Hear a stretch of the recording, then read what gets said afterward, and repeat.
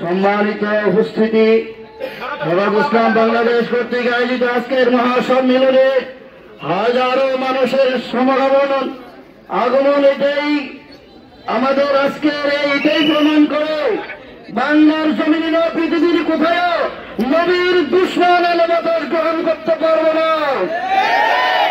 সাল্লাল্লাহু আলাইহি ওয়াসাল্লামের আমাদের প্রাণ প্রিয় হুজুর সাল্লাল্লাহু আলাইহি ওয়াসাল্লামের ইজ্জতের উপরে যে আঘাত করবে তার দেহের মধ্যে কল্লা থাকার কোন অধিকার রাখে না। তার দেহ থেকে কল্লাকে বিচ্ছিন্ন করে দিতে হবে।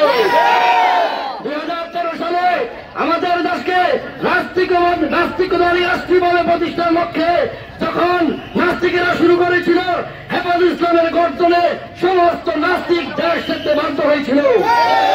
নবী প্রেমে উদ্বুদ্ধ হয়ে ব্লগার রাজীব সহ যাদেরকে হত্যা করা হয়েছিল, আজ তারা জেলের মধ্যে, তাদের ফাঁসির রায় হয়েছে 4 জন, আপনারা জানেন।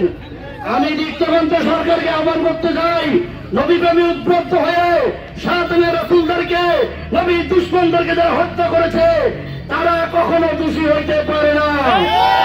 তারা মরদে মুজাহিদ। যদি বাংলার জমিনে তাদেরকে ফাঁসি দেওয়া হয়, হাজার না লাখো লাখো কন্যাকে জায়গা থেকে ছিন্ন করে দিবেন ইনশাআল্লাহ। নবী প্রেমী কিছু হতে পারবে না ইনশাআল্লাহ। আসসালামু আলাইকুম।